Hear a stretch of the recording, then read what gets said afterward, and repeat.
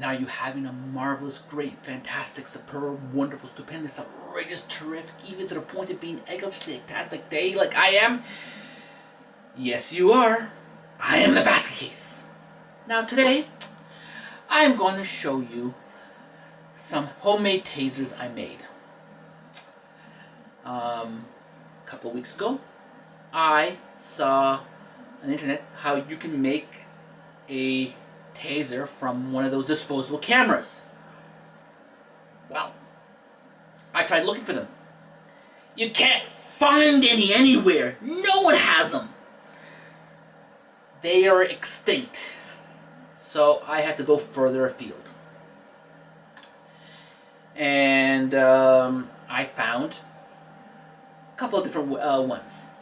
One I actually saw on the internet of making it from one of those barbecue lighters, the long lighters. You press on it, a little spark comes to the end, lights up.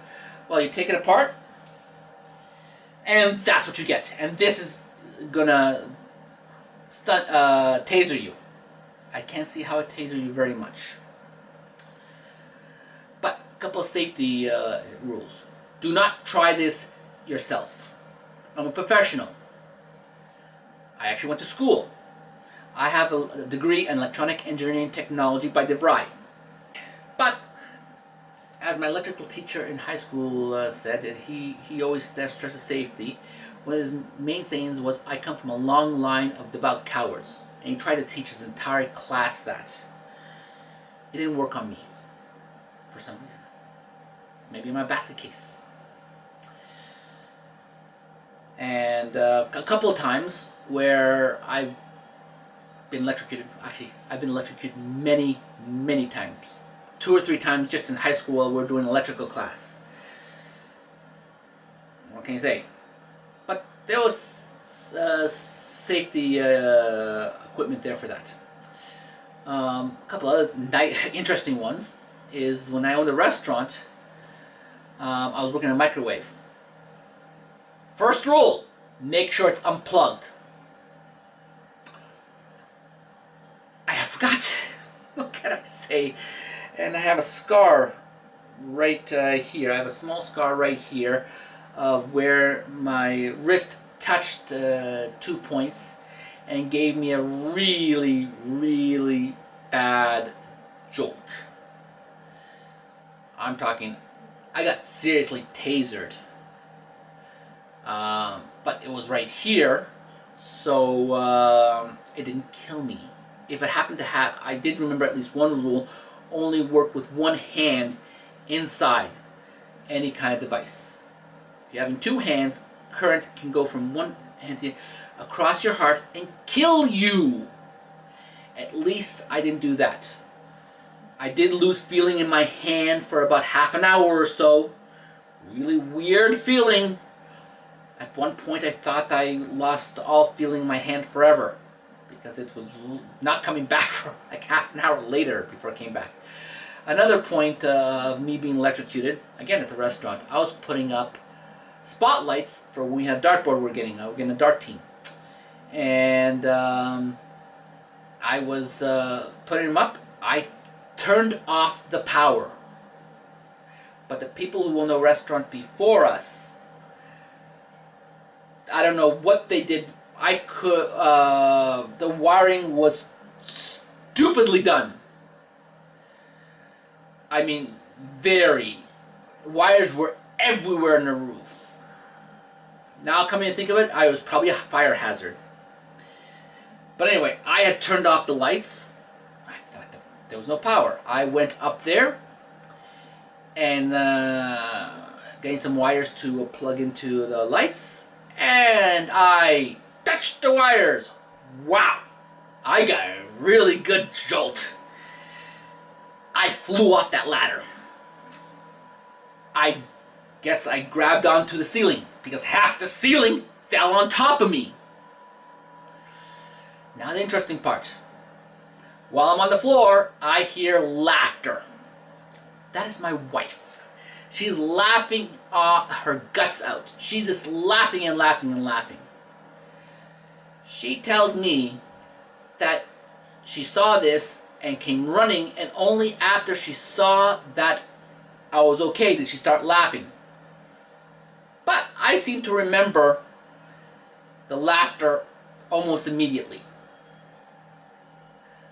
I will give her benefit of the doubt that if the shock had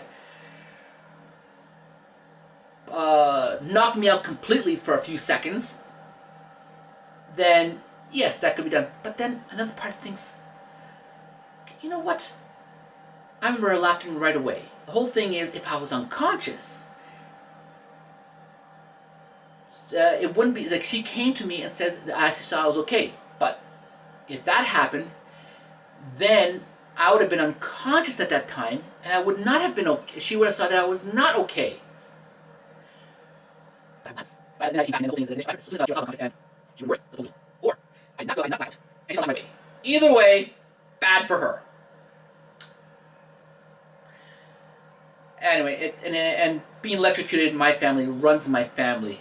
My son, when he was like 3, stuck a penny in an electrical socket. Again, at the restaurant. Wow. Did you see him run? All I saw was a blur going right past me. I'm talking about is like bang. You hear a big bang, and then you saw a streak running across. I said, what? And then we saw that the burnt receptacle and it was singed and there was a melted penny inside. So we figured out what happened. I tell you, being electrocuted runs in the family, it looks like. But anyway, let's go with this. Now, let's see, how am I going to do this? This is okay. Let's see. What does, and now I'm going to push the button. Oh, shit. Give you a little bit of a jolt. Almost like a static shock from running across the floor and getting a static shock and then touching someone and giving them a shock. But more so. Not much, but you know what?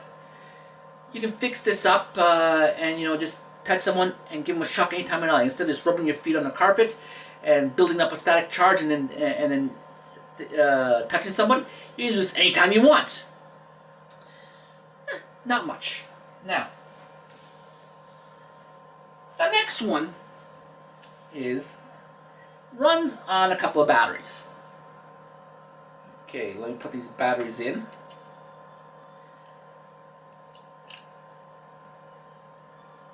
There is a high-pitched whine on it. I guess the capacitor is being charged up.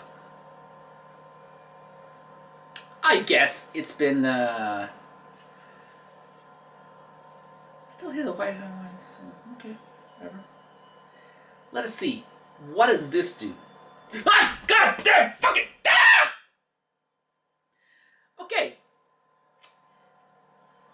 This one gives a much. You know what? Let me unplug this. And well, it's from a bug zapper from a dollar store. Wow, this one gives a much better jolt. This is not something you would play around with.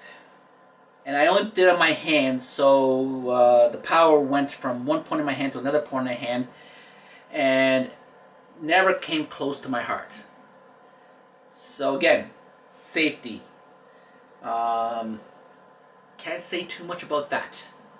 Anyway, thank you very much. It's been a pleasure, honor, and privilege showing you the life and times of a basket case.